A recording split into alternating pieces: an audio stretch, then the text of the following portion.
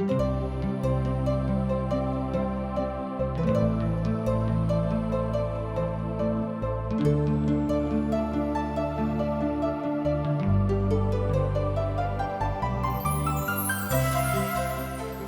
सब TWR के माध्यम से प्रस्तुत कार्यक्रम असक इजोत देख रहल छी। यह एकटा सुनियोजित ढंग से बाइबलक पुस्तक के अध्ययन अछि। यह कार्यक्रम के उद्देश्य अछि कि लोक दुनिया व संसार के बनाबय वाला परमेश्वर के उद्देश्य के बुझे व जाने कि हुनक इच्छा के अनुरूप चलै छी कि परमेश्वर के लोकों के रूप में हम अहाँक और अहाँ के परिवारक परवाह करै छी। अहाँ सबके आध्यात्मिक रूपों से आगा बढ़ो में जीवनक ज्योति दऽ रहल छी।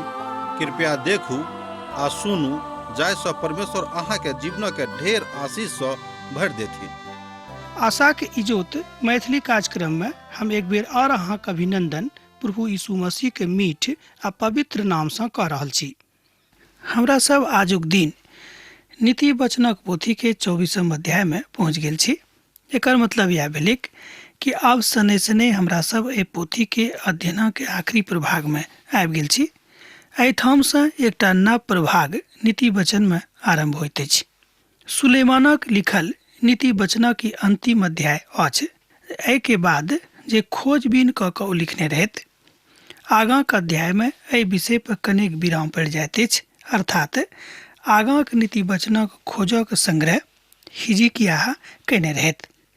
मूल रूप में तऽ लेखक सुलेमाने छथि, मुदा खोजबीन हिजकिय्याह कयने छलखिन।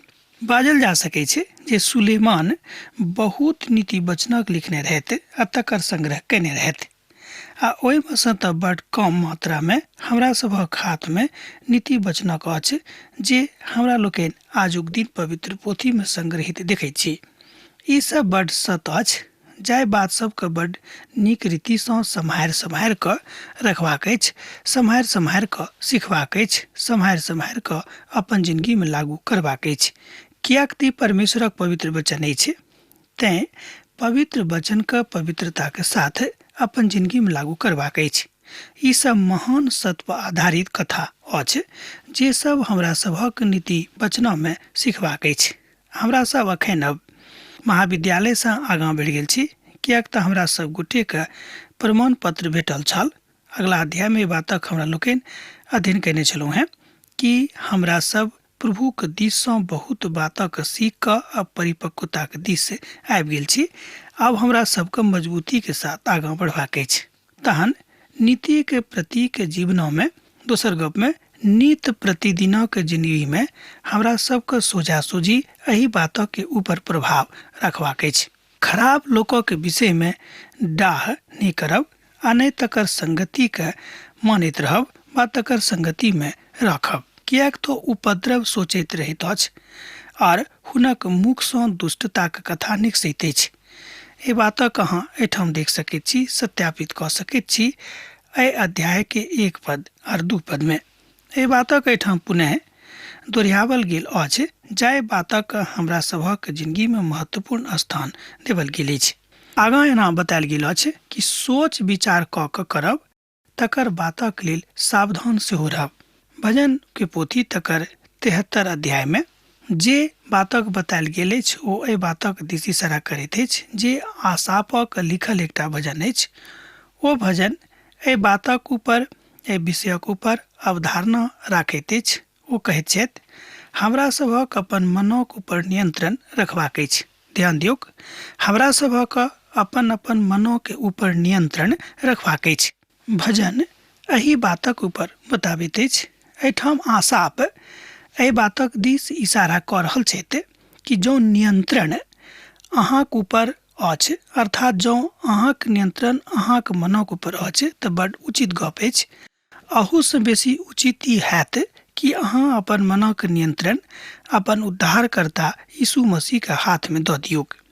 कियाक तऽ स्वर्गक दिस जे ध्यान लगौने छथि, कियाक तऽ स्वर्गक दिस जे अहाँक लेल बाट खोजि के राखने छथि, जे बाट सोझा सोझी स्वर्गे के दिस जाइत अछि, वह पिता परमेश्वरक पुत्र यीशु मसीह अहाँके सन्मुख में ठाढ़ भऽ कऽ एहि बातक दिस आह्वान कऽ रहल छथिन।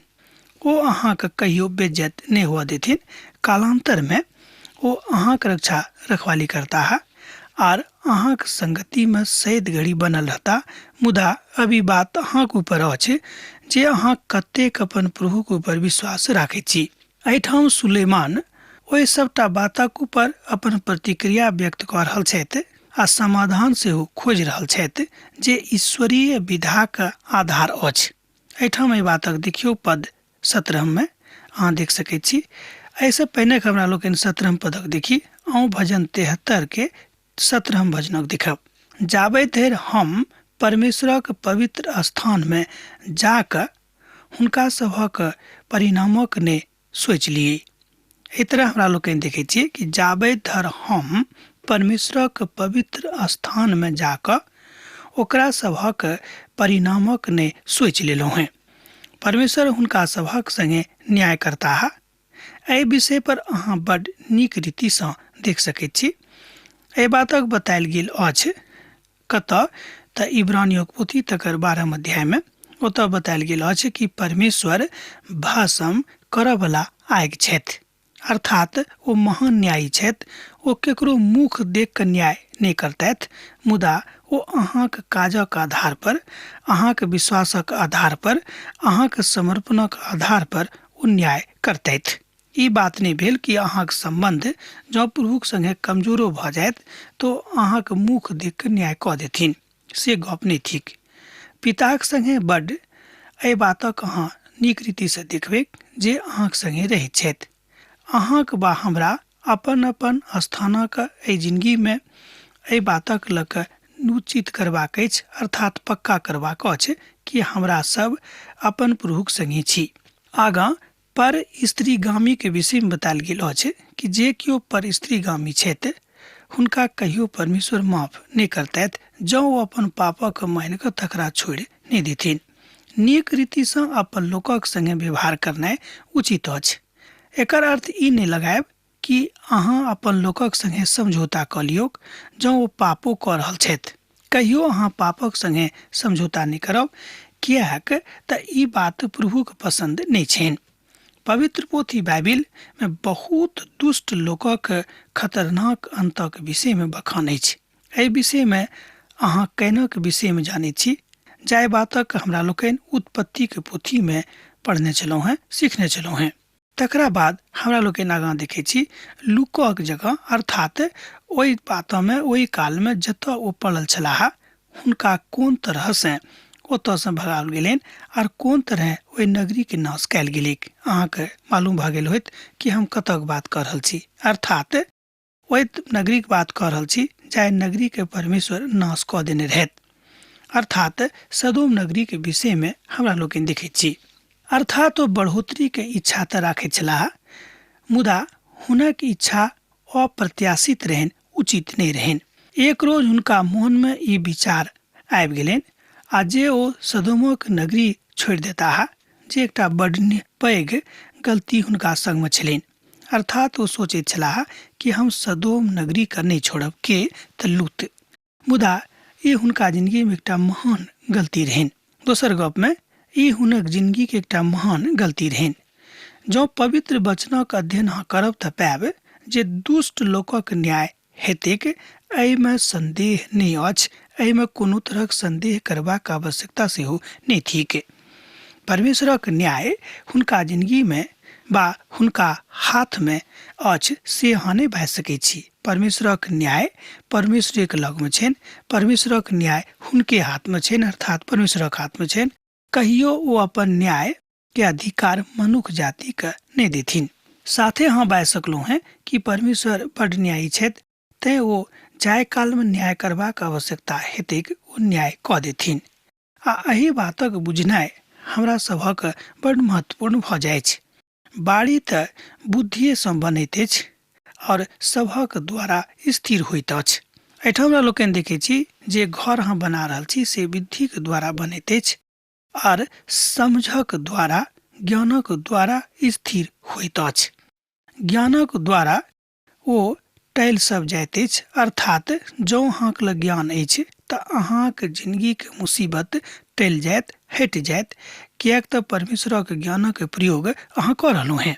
एहिठाम हमरा लोकनि देखैत छी कि सब तरहक बहुमूल्य आ मन भाव वस्तुसँ ओ भरि जाइत अछि। एहि तरह हमरा लोकनि देखैत छी कि ज्ञानक कारणे अहाँ आगाँ बढ़ि सकैत छी। ज्ञानक आधार पर अहाँ स्वयंके परिलक्षित कऽ सकैत छी। ज्ञानक आधार पर अहाँ स्वयंके ओहिठाम आनि कऽ स्थिर कऽ सकैत छी।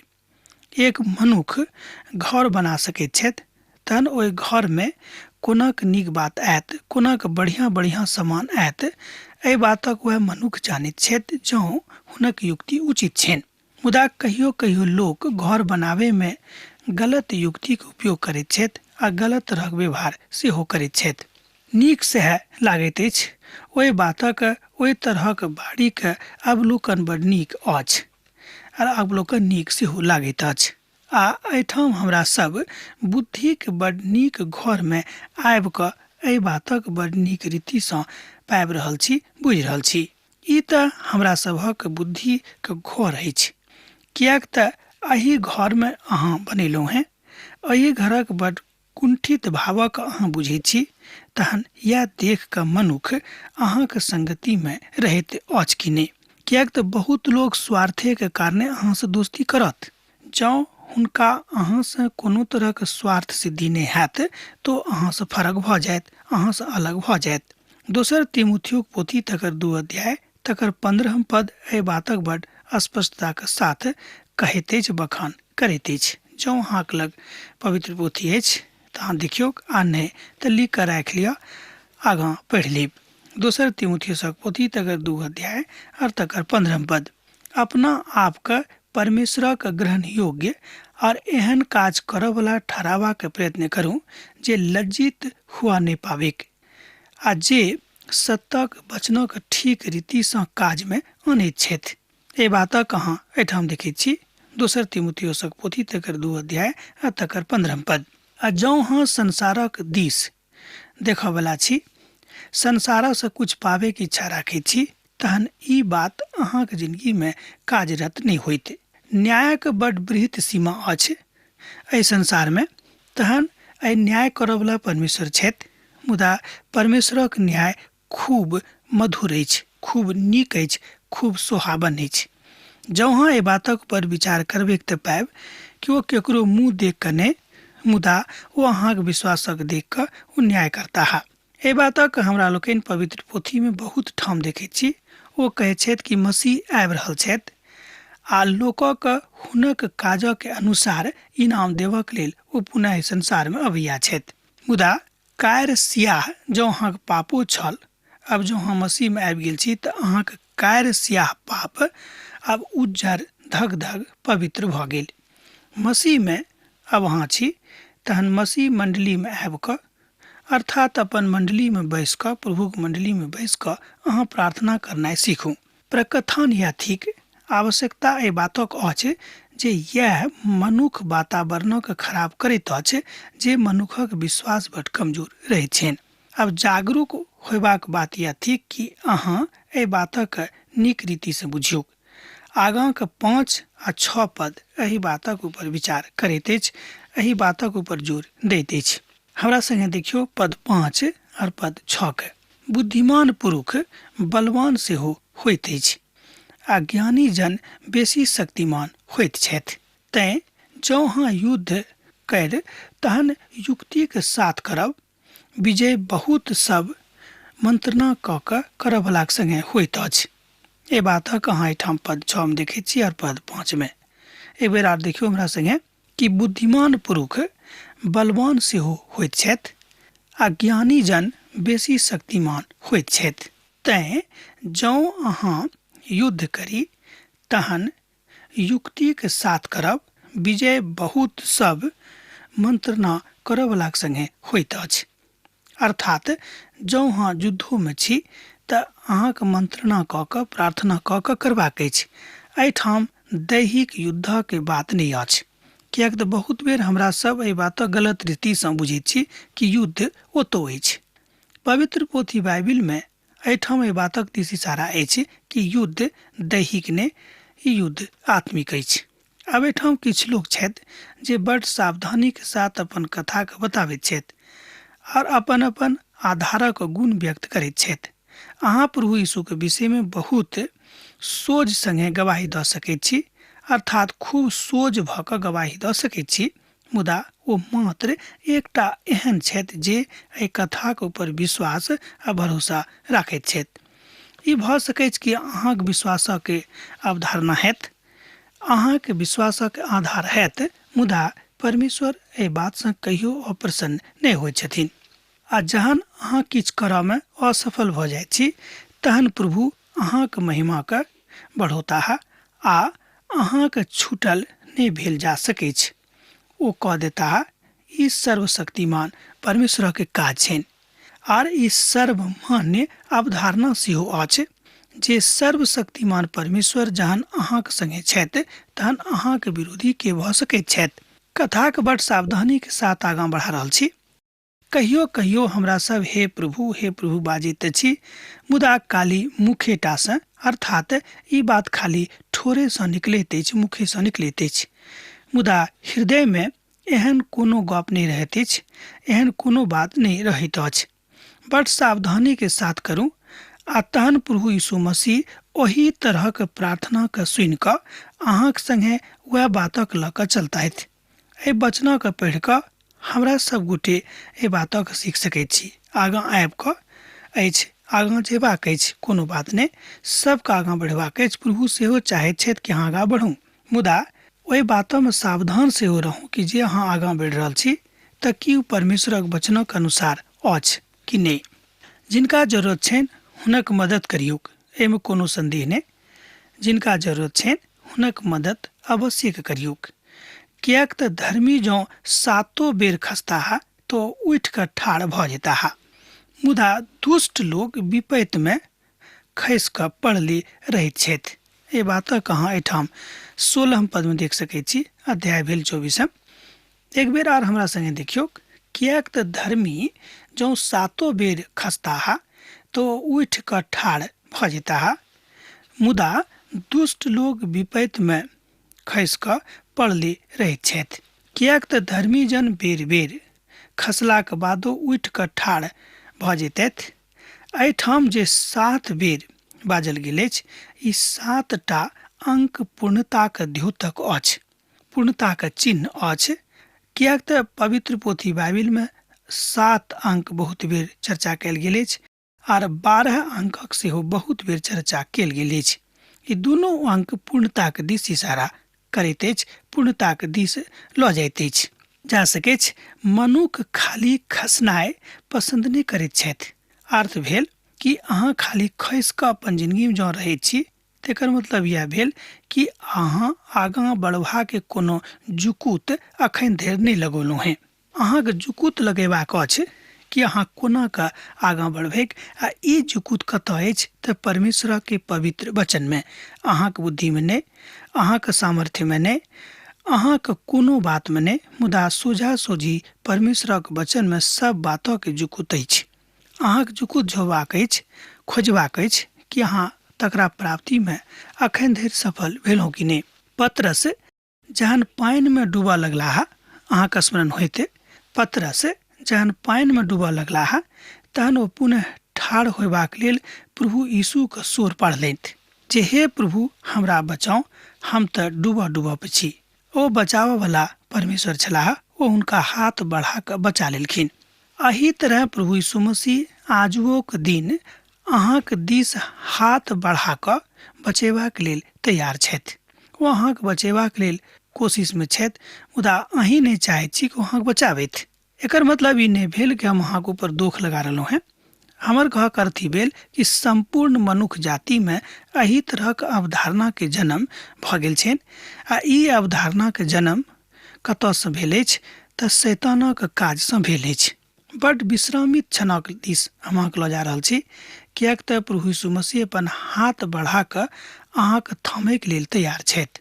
नीति वचन हुनका लेल बड्ड सरीक बात अछि, बड्ड धर्मक बात अछि, बड्ड अच्छा बात अछि, बड्ड पवित्र बात अछि, खूब नीक गप अछि कियाक तऽ परमेश्वरक पवित्र वचन मनुक्ख डेगे डेग सहायता करबाक लेल ठाढ़ अछि। जे अपना आशाक लेल प्रभुक दिस ताकैत छथि ओ कतेक नीक प्राणी छथि। पतरस जहन खसऽ लगलाह, पतरस जहन डूबऽ पर छलाह, दोसर गप में पतरस जहन डूबऽ लगलाह तहन ओ अपन प्रभु के सोर पाड़लनि कि हे प्रभु हमरा बचाउ, हम तऽ डूबऽ पर छी। एहिठाम हमरा लोकनि देखैत छियै कि अहाँके भौतिक आवश्यकता, अहाँके दैहिक आवश्यकता, अहाँके आत्मिक आवश्यकता, अहाँके आर्थिक आवश्यकता सब बातक लेल पिता परमेश्वर तैयार छथि, कियाक तऽ 7 अंक संपूर्णताक दिस इशारा करैत अछि। एहि बातक हमरा लोकनि एहिठाम देखलहुँ हैं। आ जँ अहाँ सब बात में असफल भऽ रहल छी, अर्थात जँ अहाँ बहुत बेसी बात में असफल भऽ रहल छी तऽ एम्हर उम्हर के बातक नहीं करब, एम्हर उम्हरक सुर नहीं पारब। कियाक तऽ बताओल गेल अछि जे खसि जाइत अछि से नहीं उठताह। बहुत लोग एहि तरहक कहावत बाजि कऽ मनुष्यके छोट कऽ दैत अछि, हुनक मनक निराशाक महासागर में डुबा दैत अछि। नीति वचन एहिठाम कहैत अछि कि जँ अहाँ खसल छी तऽ खसले नहीं रहू, अहाँ उठि कऽ ठाढ़ भऽ जाउ। आ ठाढ़ करबैया पिता परमेश्वर अहाँके सन्मुखे में ठाढ़ छथि। आनंदित नहीं होय। बहुत बेर लोग कहै छथिन कि आनंदित नहीं होय, कियाक तऽ अहाँ तऽ खसल छलहुँ हैं। इहो एकटा शैतानक चाल अछि। आ जहन ओ ठोकर खा कऽ तहन अहाँके मोन मगन नहीं होइक। नीति वचनक पोथी एहिठाम बताबैत अछि 17 पद में। एहि पदक हमरा संगे अहूँ देखियौ। आ जहन अहाँ शत्रु खस जायक तहन अहाँ आनंदित नहीं होइब। एक बेर आर, जहन अहाँके शत्रु खसि जायक तहन अहाँ आनंदित नहीं होइब। आ जहन ओ ठोकर खा कऽ तहन अहाँके मोन मगन नहीं होइक। एहि तरह एहिठाम बताओल गेल अछि कि जँ अहाँके शत्रुओ खसल छथि तऽ ई देख कऽ आनंदित नहीं होइब। जँ अहाँके शत्रुओ ठोकर खैने छथि तऽ ई सुनि कऽ अहाँ आनंदित नहीं होइब। कियाक तऽ पिता परमेश्वर हुनको बनौने छथिन। वो चाहे छथि कि सब केओ पिताके राज में प्रवेश पाबैक, सब केओ पिताके राज में आबैक, सब केओ पिताके महिमा के जानेक आ सब केओ हुनके संग बनल रहैक। यह बड़ आनंदक कथा अछि। प्रभु सदा आनंदित करयवला परमेश्वर छथि। ओ चाहे छथिन कि अहाँ सर्वदा सब काल में आनंदित आर मगन रहूं। एकटा पद पढ़ि कऽ हम आजुक एहि अध्ययन कार्यक्रम को समाप्त करय चाहैत छी। कुकर्मी के कारणे नहीं कुढ़ब आ दुष्ट लोकक कारणे डाह नहीं करब। एहि बातक अहाँ एहिठाम 19 पद में देख सकैत छी। अब हमरा विदा दिअ, कियाक तऽ अहाँ से विदा होय के हमर बेरा भऽ गेल अछि। पाती लिखैत रहब, बिसरायब नहि। यीशुक नेह अहाँक जिंदगी में बनल रहैक। आमीन। हमर विश्वास अछि कि ई कार्यक्रम अहाँके लेल लाभदायक सिद्ध अछि। हम चाहै छी कि अहाँ अपन आशीषके हमरा संग साझा करू। जँ अहाँ के नजीक बाइबलसँ आ जीवनसँ संबंधित कोनो प्रकारके प्रश्न भऽ सकै अछि तऽ अपन समस्याके लेल प्रार्थना करबाके लेल जँ चाहै छी तऽ हमरा फोन नंबर पर जरूर संपर्क कऽ सकै छी। परमेश्वर अहाँ सबके लेल एकटा सुंदर, सुखद, आनंदित दिन प्रदान करै।